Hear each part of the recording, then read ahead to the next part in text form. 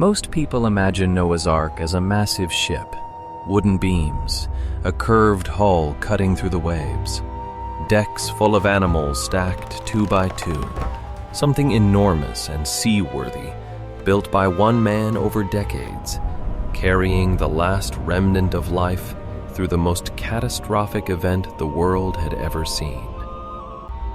And in some ways, the Bible does describe something massive. The dimensions given in Genesis are remarkable. 300 cubits long, 50 cubits wide, 30 cubits high. Depending on the length of the cubit you use, that makes it somewhere between 150 and 180 meters long, larger than many modern cargo vessels, an extraordinary structure by any measure. But here is the thing that most people miss. The Bible never actually calls it a ship. And the word it does use, the specific Hebrew word chosen by the author of Genesis to describe what Noah built, that word carries a meaning so unexpected, so quietly significant, that once you see it, the entire story changes. Not dramatically, not in a way that overturns everything you thought you knew, but in the way that a single detail in a painting, once you notice it, reorganizes the whole composition. Suddenly you understand what the painter was actually trying to show you. Stay with me, because this detail connects 2 of the most famous stories in the entire Bible in a way that most readers never discover. And the connection, when you see it, suggests something profound about how these ancient texts were constructed and what they were really trying to say. Let us begin with the flood. The story of Noah is one of the oldest and most widely distributed narratives in human history.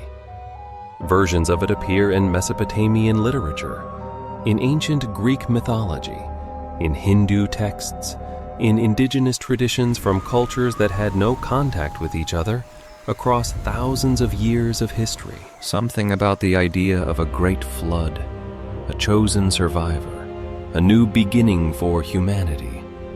This story seems to speak to something deep in the human imagination. Something about the fragility of civilization and the possibility of renewal. In the biblical version, the story begins with a God who looks at the world he created and grieves. The Hebrew text is striking here. It says that God saw the wickedness of humanity and that it grieved him in his heart. The word used is significant. It implies something closer to heartbreak than anger. Not a God who is furious and punishing, at least not in this moment. A God who is deeply, genuinely sorrowful. And from that sorrow, the decision is made.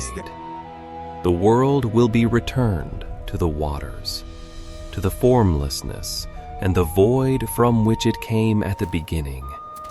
A cosmic reset, a return to the chaos before creation. But one man finds favor, Noah, a man described, simply and without elaboration, as righteous in his generation, a man who walked with God. God comes to Noah with precise instructions. Build something. Build it from gopher wood, a wood whose identity we no longer know with certainty, lost to time. Seal it with pitch inside and out. Make rooms in it. And the dimensions? 300 cubits by 50 by 30. 3 decks, a door in the side, a window. Into this structure, Noah will bring his family, his wife, his sons and their wives, and 2 of every living creature, 7 pairs of the clean animals, 2 pairs of the unclean. Everything that breathes, preserved against the coming destruction. The rain will fall for 40 days and 40 nights. The waters will rise until the highest mountains are covered. everything outside the structure will die. And after the waters recede, after the dove returns with the olive branch, after Noah steps out onto dry land, the world will begin again. It is a story about destruction, yes, but it is equally a story about preservation, about the survival of life through the most extreme of circumstances, about one family, one remnant, carried through the chaos in a vessel that God designed and instructed and sealed against the flood. And that vessel has a name. In Hebrew, it is called the Teva, the Teba. Here is where things get interesting. The word Teba does not mean ship. It does not mean boat.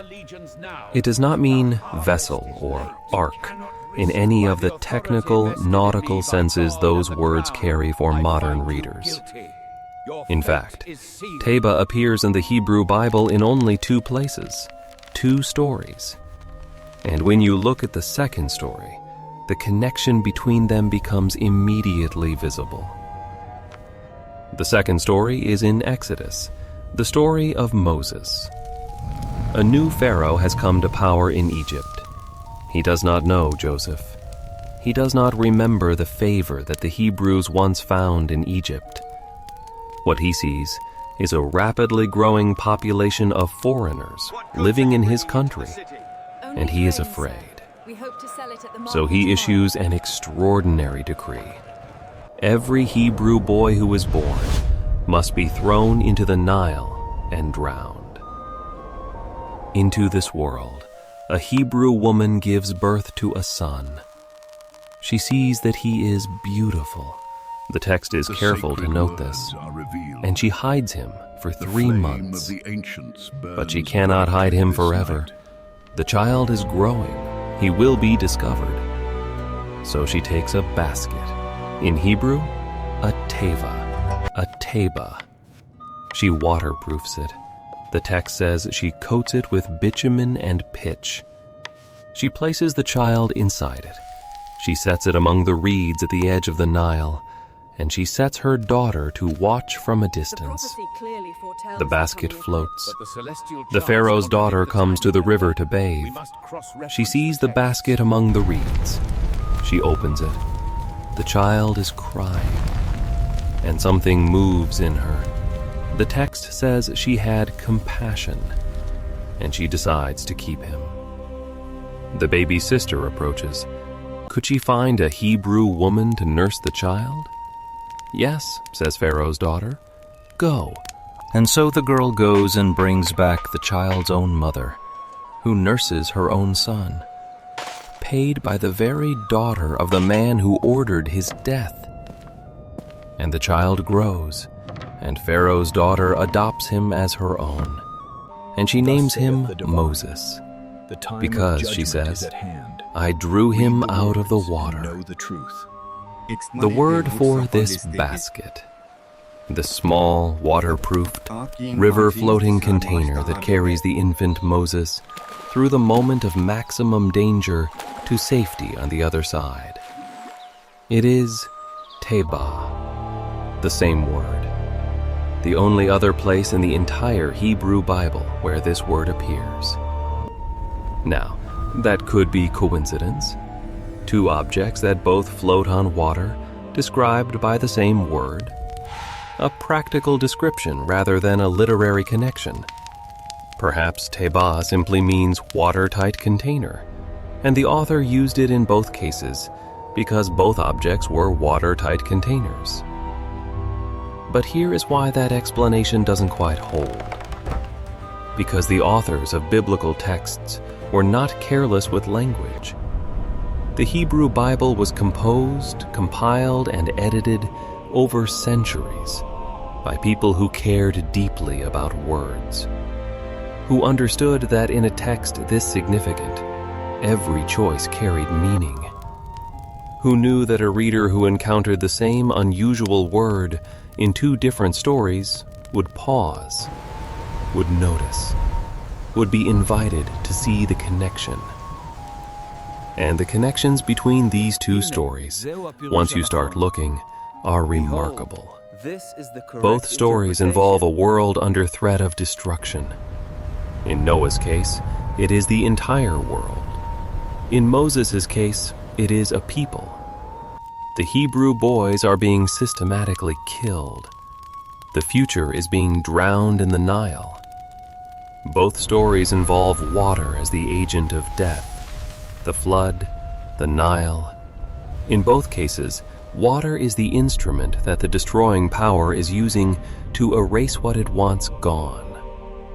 Both stories involve a vessel, the Teba, as the instrument of salvation.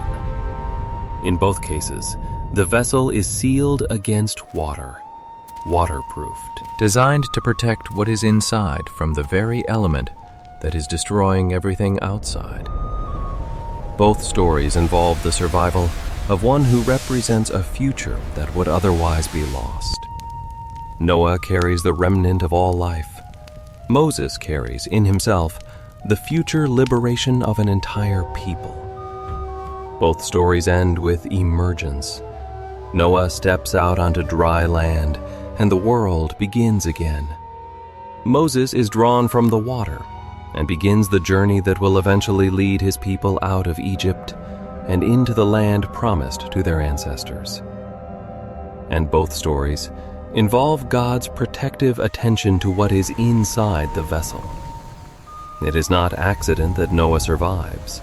It is not luck that the basket carrying Moses floats to exactly the right place. In both cases, there is a sense that something larger is directing the outcome, that the vessel is being watched over. The Teba is not just a physical object in either story. It is a theological image, a symbol of the narrow, protective space that stands between a fragile life and the chaos that threatens to overwhelm it. The place of preservation, the womb of survival, if you will, from which new life emerges when the danger has passed. Some scholars have pushed this connection even further, and I think it is worth considering. The word Teba may not even be Hebrew in origin. Some linguists believe it is a borrowing from the Egyptian word dipt, which refers to a chest or a box. If that is true, and it is not certain, but if it is, then there is a layer of additional significance in the Moses story. A child hidden in an Egyptian word, floating in Egyptian territory, surviving through Egyptian mercy. The vessel that saves him is named in the language of the very empire that is trying to destroy him. There is also the question of how Teba differs from the other Hebrew words for boat or ship. The word for ship or vessel, used elsewhere in the Hebrew Bible, is aniyah, or sea. These are genuine nautical terms. They describe things that are steered, navigated, crewed, things that go somewhere by human direction. The Teba is different. Neither Noah's structure nor Moses' basket has a sail. Neither has a rudder. Neither has oars. Neither has any means of navigation whatsoever. They are not sailed. They are not steered. They simply float. They are completely passive instruments. They go where the water takes them. They are not under human control. And in both stories, they end up exactly where they need to be. This passivity is not a design flaw. It is the point. The Teba represents the kind of salvation that is not achieved through human effort, or human cleverness, or human navigation. It represents being carried, being held, being preserved by something other than one's own strength or skill. Noah did not navigate to safety. He was carried to safety. Moses did not steer himself to the arms of Pharaoh's daughter. He was floated there. In both cases, what is required of the one inside the vessel is not skill, but trust. not navigation, but surrender to a current whose direction is not within human control. The northern pass is exposed. There is one more detail worth noting before we close. When God closes the door of Noah's Ark, the Hebrew text uses a specific phrase. God shuts him in. The initiative is entirely divine. Noah does not lock himself in. God seals the vessel from the outside. And when Moses' mother places her child in the basket, the text says she placed him in it. She put him in. She let go. She watched from a distance. She could not control what came next. In both cases, the act of entering the Tabah requires a release of control, a willingness to be enclosed in something whose outcome you cannot determine, a willingness to trust the floating, the drifting, the unseen current. This is, perhaps, the deepest meaning of the Tabah as a symbol. It represents the moment when human effort has done everything it can do, and what remains is to be placed inside something that will carry you through what you cannot navigate yourself. The flood is coming. The edict has been issued. You cannot stop either of them by your own strength. But there is a vessel. There is a small, sealed, seemingly fragile space that stands between you and destruction. And if you enter it, if you can trust it, you will emerge on the other side of the catastrophe. I want to close with something that I think is worth sitting with for a moment. The ancient authors who placed the same word in both of these stories were not being careless or coincidental. They were drawing a map. They were saying, these stories belong to the same family of meaning, the flood and the Nile. The world being destroyed, and a people being destroyed.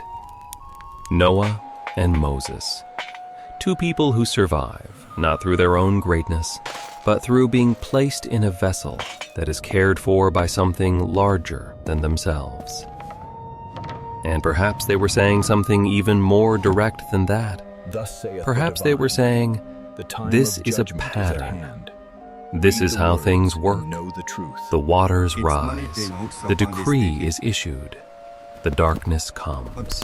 And in the middle of it, there is a Tabah, a small, improbable, sealed space, a place of preservation, a vessel that carries what needs to survive through what would otherwise consume it.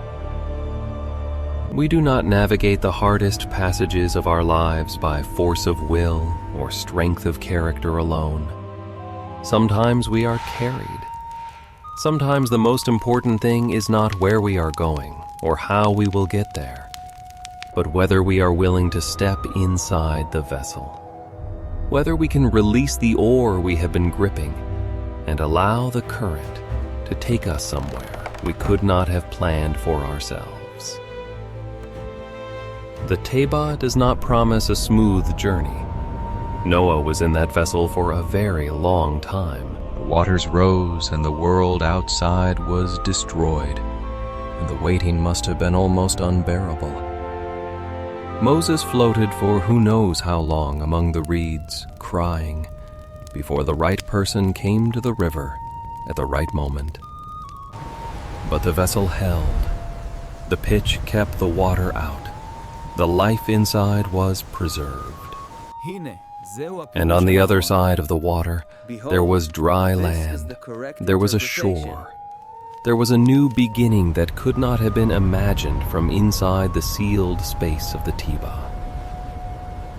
The detail is small, just a word. A single Hebrew word used in only 2 places across hundreds of thousands of words of ancient text. But sometimes, a single word, placed with intention in exactly the right location, contains an entire theology, an entire way of understanding what it means to survive the worst things that life can bring. The Tiba, the box that floats, the sealed space that carries life through chaos. It held Noah, it held Moses, and the authors of these stories seem to be suggesting, with remarkable quietness and restraint, that this is not merely history. It is a pattern written into the nature of things. That the waters rise, and the vessel holds, and the shore is there. We just have to be willing to step inside.